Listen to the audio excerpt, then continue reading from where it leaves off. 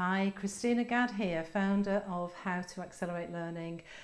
I'm a little reluctant to do unscripted videos, which is why I've hesitated to do the My Story challenge that James has posted in the Learning Development Mastermind groups. But here I am, I've decided to bite the bullet and do my story. So I've been in learning development for a long time, so I'm going to try and do the edited highlights for you so that it's not going to be too much of a snooze fest.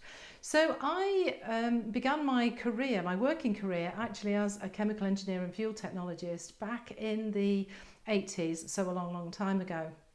I moved into IT training in 1988 and I worked for IBM for a number of years, and this is where I started to learn my craft. I fell in love with helping people develop.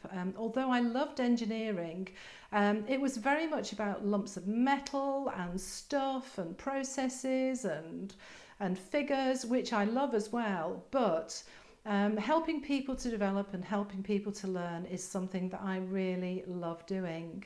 So I learned to be a trainer, an IT trainer. We were called instructors actually. I learned to be an IT trainer from other IT trainers who I thought were very good.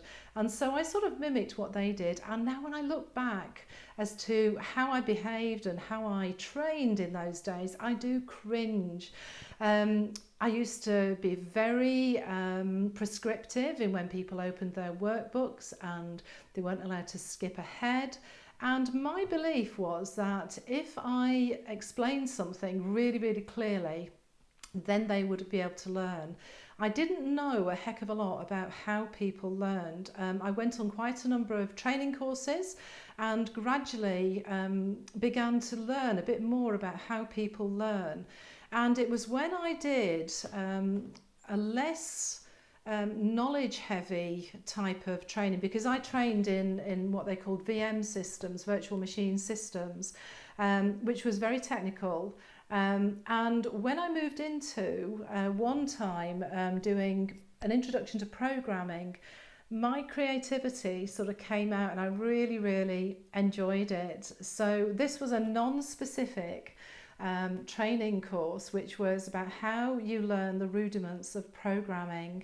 And so it sparked off a whole lot of imagination and fun in me, which I suppose I'd not really had before because I'd been learning from other trainers. And I remember having the opening exercise was that the participants had to save an alien, and I was the alien.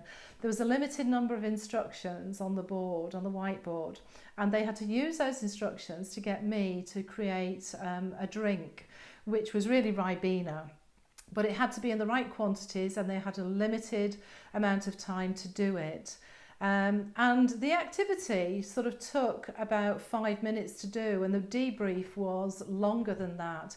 But during that debrief, they learned all the rudiments of programming. So they learned about the fact that you had a limited set of instructions, that if you didn't get the instructions in the right order, then you didn't get the right output, and so on and so on. And so it really opened my mind to what learning could be like and how you could make it fun. And the rest of the program, the rest of the training course was similar to that. It was very practical, but it had lots of everyday examples in it. So how would you write a program for somebody to load up the washing machine, or to make a cup of coffee or a cup of tea or whatever.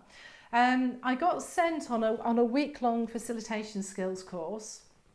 And I was very cross with my manager because I said to her categorically, there was no room for facilitation within IT training. And I had the biggest light bulb moment of my career when I went on this course, because what I discovered was that you behave and act and think quite differently when somebody asks you questions than if somebody is just presenting at you. When you are presenting, somebody could be thinking about their lunch, what they're going to do that evening, a whole host of things, and not actually be concentrating or even learning. So I had this huge light bulb moment. So my practice in terms of how I deliver learning or help people to learn has moved along the scale from trainer to facilitator over the years. And I would say now I'm more of a facilitator because I help people with soft skills rather than technical skills. But what I love to do is to help other trainers, other facilitators, subject matter experts get that same enthusiasm, creativity, passion for delivering learning, and to actually use all the expertise that I've gathered over the years. When I moved into soft skills training, I started in a financial services company. That was back in, I think, 2004, I think, long time ago still. And I thoroughly enjoyed that as well, because it was taking me away from the heavy, knowledge heavy sort of technical stuff. But I think having delivered stuff which was knowledge heavy has really stood me in good stead. To make sure that what I do has got clear objectives, that it's engaging, interesting, creative. We work with a lot of people who already deliver learning, and one of my passions is accelerated learning, which is something that I studied a number of years ago. I had a free summer, and so read all that I could, read books, articles, all about it, and got more and more frustrated the more I read, because I didn't get a sense of, so what is it you have to do to accelerate learning? And so I came up with my own version, which was the 5 Secrets of Accelerated Learning, which cover all the models that are out there, but it gives 5 broad brush areas. And these days, I also work with a lot of organisations who want to make sure that they are delivering value. Back when I was an engineer, I would never have dreamt of delivering a project without knowing exactly to the nano whatever what was going to be coming out the other end. And it has amazed me, and still amazes me when I work for clients who aren't that bothered about, you know, the follow-up and the evaluation and wanting to know what they're going to get out of it. And so the way that we work with clients is by beginning with the end in mind, to actually uncover what the real problem is and to design a solution which is going to fit that problem. I've also written a book. It's something that's been in my head for years, and I'm so glad that I got it out. It's called How Not to Waste Your Money on Training. And anyone who is in learning development, anyone who's a trainer, facilitator, subject matter expert, learning development manager, or anyone who commissions training, this book is, it's not a dusty textbook to stay on your shelves. It's actually, it's a workbook, and it's got nuggets of information, it's got models in it, it's got worksheets in it. But it's almost like a step-by-step guide. It's a walkthrough of, okay, so if you want to make sure that the training you are delivering is going to deliver value, what is it you need to do? The starting point is always talking to stakeholders. So how do you do that? How do you know which stakeholders to talk to? How do you set great objectives? It even has a section on how do you analyse data without even doing any maths as well.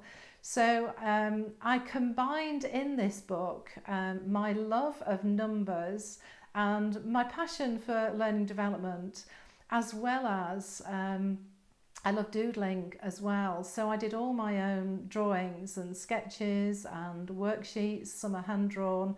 So I really, really enjoyed it. It really is me in a nutshell. So ex-engineer, passionate about learning development, been around for ages, doing stuff, learnt stuff. Sometimes, and most often, I have learnt stuff the hard way. I'm not somebody who's easily convinced by the latest fad or the latest gizmo. I am a bit of a geek in terms of technology and stuff like that. But in terms of learning development and how I approach it, it's very much about find what the real problem is first, ask loads of questions, gather data to support the evidence, gather evidence to support what you think the problem is, to clearly identify it, and then you begin with the end in mind. You decide what you're going to get out of it, and then you measure it afterwards. And I love designing, but I love doing the data bit, I love doing the follow-up bit, I love all aspects of it. And I even still love doing the delivery. Obviously this year it's been all online, and because I'm a bit of a techno geek, it's been something I've really enjoyed.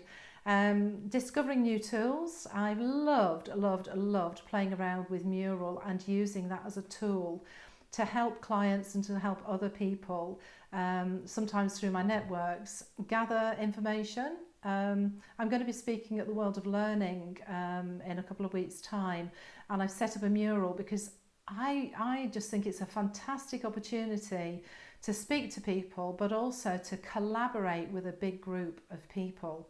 So that really excites me, you know, when you've got these online tools that can help you collaborate and gather information from potentially hundreds of people. So I think I've spoken enough now.